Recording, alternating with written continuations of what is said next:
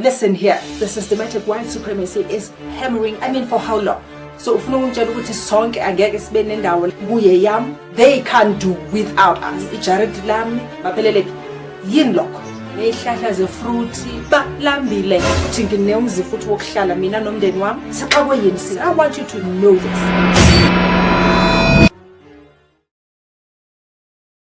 Another installment of Initiating Insight with Sibongile. Sanibonani, and I welcome you, folks. Land, umhlaba. Sihlale sikhuluma ngawo namanje kwenziwa imithetho emisha futhi ku-adjustwa lokhu nalokhuya. For how long?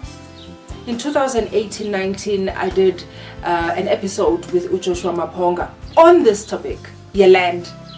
Before we can continue, I just need you to check this out. Land distribution without compensation. Without compensation, but I don't hear what the church says about it. I don't hear a lot of people talk about it, and even our politicians. I think, they don't really know what to do and how to go about this. There are different opinions and different views on this. And today I invited this young handsome man here to share his nonsensical views and opinions on this. Yeah, let's talk about this. The land. I hear you mention big words like land distribution without compensation. By actually mentioning land distribution without compensation, you are legitimizing land theft. There's a principle. So we're not redistributing land. We are taking it back. We're not distributing it. We're not waiting for someone to come and distribute it. It's like a cake, so you must eat a piece. No. We're actually land reclaim. You must change that land distribution to land reclaiming. So we need to define it correctly, because we are at home here. We cannot go to Europe and claim any piece of London. We cannot go to Australia and claim any piece of Lisbon. We can't go to America and claim any piece of New York. When I was in New York, I was an illegal immigrant. When I was in Australia, I was an alien. When I was in Britain, I was called a foreigner. And I'm in Africa. What am I? So in order for us to be able to have these processes go according to, or to have these processes go smoothly, if anything, we need to then redefine. Or we need to redefine. Be careful on the words that we use. Because by actually using some certain words, we are legitimizing something, and then you find people who are weak in thinking, who think that they are smart. And they want to talk about the rule of law kind of thing. My comments are simple. If you take something without the law, it must be taken away from you without the law. But if what they did was legally right, when they did it using the law, then you must use the law to take it back. So we did not have the Roman and Dutch law prior to land disposition. So you cannot refer us to the rule of law of the Roman Dutch. Do I look like a Dutchman? Do I look like a Roman? Let me see. I'll think about it. So for what it is worth, we cannot now run around to the Romans and to the Dutch, go and collect their legislations, come and force them on the South African and the African communities, force the whole community to adhere to a piece of legislation, copy and paste of Canadian rules, Australian rules, European rules, to make up what they call a constitution, so as it where educated people sit around stupidly to bow ties, they call them judges and etc., stupid wigs, and they're arguing that the land needs a rule of law. For crying out loud. Take off those ugly wigs, talk to us as indigenous people, the Ingonyama Trust, the Tswana Trust, and etc. Talk to the local, and you cannot begin to take us to high courts to argue about our own ownership. It's almost like taking me to high court to argue about my own complexion, arguing about my own language, and etc. Those things are not written in the books of law. It's part of who we are. We don't own our land. Our land owns us. From it we came, to it we shall return. What is the difference? Or rather, what is the relationship between the colonial land and the cultural land? The cultural land is what we would consider as our own heritage. How do you know that we own the land? A simple birth certificate are the graveyards of our own fathers. Sure. That's how we know that this is. If I can say my grandfather is here, and his father is here, and his grandfather is here, and he is here, that for me is a birth certificate that cannot be found anywhere else. Anything else that tries to prove land as being owned by a person is a lie. Anyone who is selling land is a thief, because no one has the original receipt from God. who says, I bought this land. Or original receipt from God. Because he's the one who created the land. If we want to run on the Christian perspective, again, of the same book they gave us. So if you are now telling me that I must buy land, I must compensate you for the land, then I want the receipt of where did you buy it first. Because you cannot have stolen property in your hand and then you want to resell it. Is that not a crime scene? But Mr. So-and-so sold me the land. From where? Let's just keep on going back. Let's keep on going back. So he sold it from where? From where? One day you'll find, no, I came from London, I spoke to the chief, and the chief said I can have it. Okay, fine. So did you pay for it? Do you remember any white person who came to Africa here with a briefcase full of shekels and money and pounds and gold and walked up to an African chief and delivered 2, 3, 10 million pounds and dollars, and then you got a piece of land in those ancient times? The answer is a big no. They all worked on laissez-faire, gentlemen's agreements, and cultural perspectives. So we have... Now, there's so much land in South Africa. The perspective I want to bring today is that while we fight for the land, this whole time, silwela umhlaba, sithi sifuna umhlaba wethu ubuyele kuthina, there's this portion that we seem to neglect. Perhaps because of how we've been cultured, already. But there's so much land in our country. Our country's land size is 1.22 million kilo square meters or 1.22 trillion square meters. And so what makes up of water or like wakiwa khona noma amafarm get soza asebenzisa nawe ngilethela okuthize ne cool.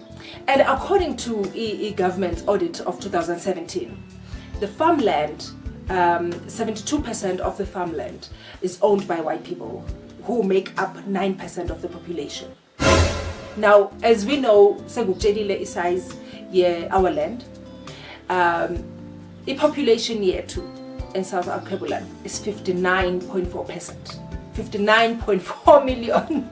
So percentages it's 59.4 million. So ufuna ukungitshela ukuthi sonke angeke sibe nendawo la kuye yam, ijared lami, ngine livestock, ngine garden, ngine ihlahla zefruit, nakho konke engikudingayo, futhi ngine umzi futhi wokuhlala mina nomndeni wami.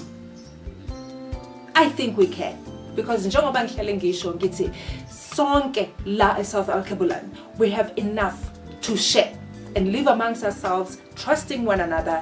Crime ngeke isaba khona, because the reason there's crime for many people balambile.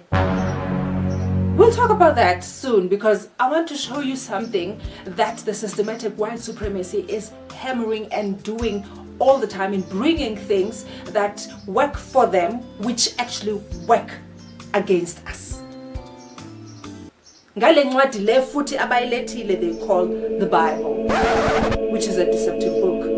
One of the scriptures which say thou shalt not kill has kept the black person from killing the white person. But guess what? It's actually the white person that kills the black person, not only for crimes they supposedly commit abantu abamnyama, but from the beginning of time when they actually started killing black people for their own land.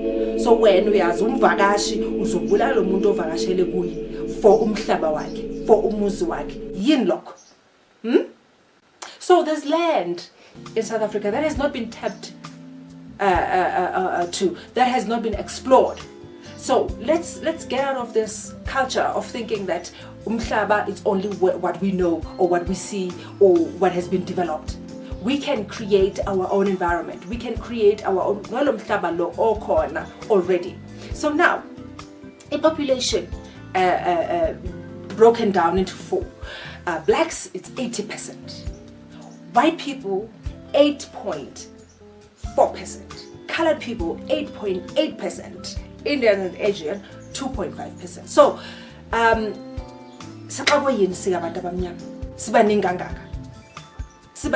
we're talking about 9% at the most. We're talking 80% of abantu abamnyama whose land has been stolen from us. As a result, when umuntu omnyama sekanikiwe umhlaba wakhe sekawuregainile, akasazi ukuthi yenzeni.